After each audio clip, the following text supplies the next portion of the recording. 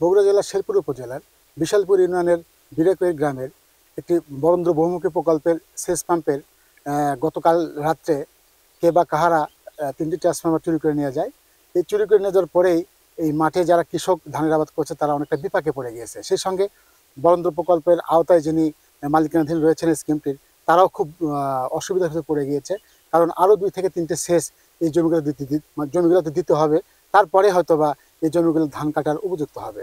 তাই আমি আপনাদের দেখানোর চেষ্টা করছি যে আপনারা হয়তো দেখতে পাচ্ছেন যে এই বরেন্দ্র প্রকল্পটি এখন যে অবস্থায় রয়েছে, এবং এই চোরেরা রাত্রেবেলা চুরি করতে এসে এখানে যারা যে নাইট গার্ড বা ড্রাইভার ছিল তাকে বেঁধে রেখে তারা এখান থেকে তাদের ট্রান্সফরমার সহ এবং ভিতরে এই পাম্প ঘরের ভিতরে ঢুকে তাদের পাম্পের যন্ত্রাংশ যা ছিল সব কিছু খুলে তছনছ করে নিয়ে গিয়েছে।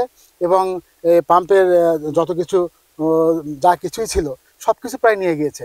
এতে করে এই পাম্পটি এখন সম্পূর্ণ অকেজ হয়ে পড়ে রয়েছে। আপনারা হয়তো দেখতে পাচ্ছেন জমি মাঠে প্রচুর পরিমাণ ধান রয়েছে। এই বন্দরের আওতায় প্রায় 2.5 থেকে 300 বিঘা জমিতে ধান চাষ হয়েছে। এই ধান চাষ করতে গিয়ে আরও হয়তো 2-3টা সেচ দিতে হবে, তারপর ধানটা কাটার উপযোগী হবে। যার কারণে এই এলাকার মানুষ, যারা কৃষক যারা রয়েছেন, যারা ধান চাষ করেছেন, তারা অনেকটা বিপাকে রয়েছে। এবং তারা আশা করছেন খুব দ্রুত হয়তো বা পল্লী বিদ্যুৎ এবং বিআরটিসির মাধ্যমে তাদের এই ট্রান্সফরমারটা হয়তো ব্যবস্থা হবে। তাহলে হয়তো তারা আবারও 2-3টা সেচ দিয়ে হয়তোবা তারা সঠিকভাবে ধানটা ঘরে তুলতে পারে। এখানে আমি কথা বলবো এই বন্দর প্রকল্প আওতায় যারা আছেন তাদের সঙ্গে কথা বলার চেষ্টা করবো। তারা বলবে হয়তোবা যে তারা বলবে যে তাদের কি অসুবিধা হচ্ছে এবং তারা গত রাতে তাদের ঘটনাটা ঘটেছিল কি।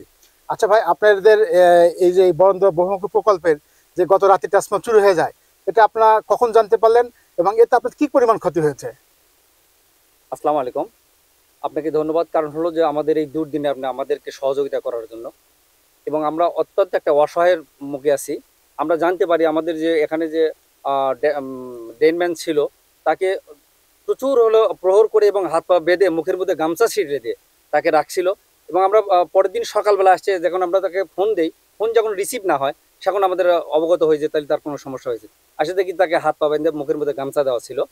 এমতো অবস্থায় তাকে আমরা ছেড়ে নেই এবং সামনের দিকে ওই পোল বিলে চায় দেখি যে আমার 3টা ট্রান্সফরমার নেই, এবং তাকে প্রচুরবার মারধর করেছে এবং ছুরির আঘাতও পর্যন্ত করেছে।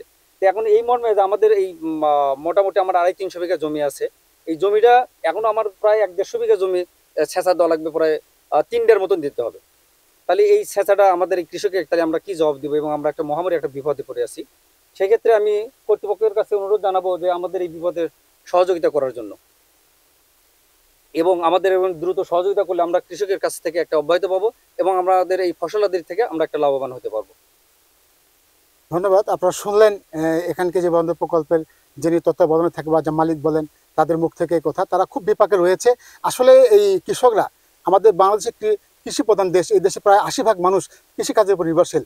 আর এই কৃষিকাজের মধ্যে 2টি ফসল রয়েছে, ধানের ফসল। এই 2টি ধানের ফসলকে তারা উদ্দেশ্য করে কৃষক যারা রয়েছেন তারা বেঁচে থাকার অবলম্বন হিসাবে তারা এই আবাদটা করে থাকেন।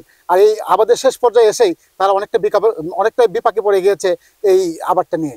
আপনারা এখানে আরো কথা বলবো। এখানে এসেছেন আরো একজন লোক এই বরেন্দ্র প্রকল্প আওতায়, তারা এখানে সেচ প্রকল্পে তারা জমি আবাদ করে থাকে এবং তাদেরই আত্মীয় স্বজনের। আমরা বলবো তার সঙ্গে, ভাই এই যে গত রাতে যে ঘটনা ঘটেছে এটা কেমন করে ঘটলো এবং এই বিষয়ে আপনারা কেমন পদক্ষেপ নিচ্ছেন? এটা প্রতিদিনের ন্যায় এই বরেন্দ্রের ডেনম্যান যিনি থাকেন তার নাম হলো মজনু মিয়া।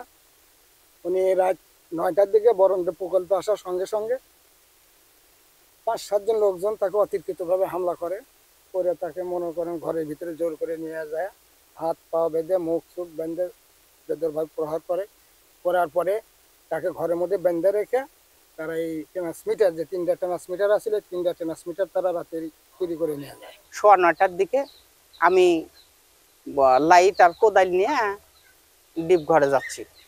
ডিপ ঘরে যাওয়ার পরে ডিপ ঘর থেকে মানে ওরা ডিপ ঘরের ওই হাউজের পিছনেই ওরা ওত পেতে আসছিল। ওত পেতে থাকার পরে আমি যাওয়ার সাথেই 2 জন মানুষ 2 মোড়া থেকে আমাকে অ্যাটাক করার পরে আমি একজনকে একটু ধাক্কা দিছিলাম। ধাক্কা দেওয়ার কারণে ওরা আরো 4-5 জন আসছিল। 4-5 জন এসে একবার আমার জমির মধ্যে একবার কথা হলো যে বুকের পুর চড়ে বসা। বুকের পুর চড়ে বসা মানে শেষ পর্যন্ত দেখলাম যে এটি সিলিন্ডার করা ছাড়ার কোনো উপায় নেই। বেশ মোটামুটি ওটা খুব ভালো মাইট দিছে এই যে দাগ দুগ আছে, দাগ বিয়াট আছে। তা বাদে ওরা আমাকে তুলে মুখ চেপে ধরে নিয়ে দুইজন, দুই হাত আর পিছন থেকে একজন ছুটি ধরছে আর মুখ ধরছে। ধরার পর আমাকে ডিপ ঘরের মধ্যে নিয়ে গেছে। আর ডিপের একটা ম্যাগনেট শুদ্ধ ওই ট্রান্সফরমার সহ ওরা যখন নিয়ে চলে যায়। আপনারা শুনলেন আসলে কৃষকের কথা, যারা এই কৃষি নির্ভর কাজ করে তারা দেশকে এগিয়ে নিয়ে যাচ্ছে অর্থনৈতিকভাবে অনেক দূরে। তাই কৃষি প্রধান দেশকে আমরা, আমি সহ বা এখানে যারা রয়েছেন তাদের দাবি অতি সত্বর যেন পল্লী উন্নয়ন বোর্ড এবং বিআরডিপি তাদের এই ট্রান্সফরমারের সুব্যবস্থা করে দেয়, তাহলেই তারা হয়তোবা কৃষক বেঁচে যাবে। সারওয়ার জাহান, চ্যানেল এস, শেরপুর, বগুড়া।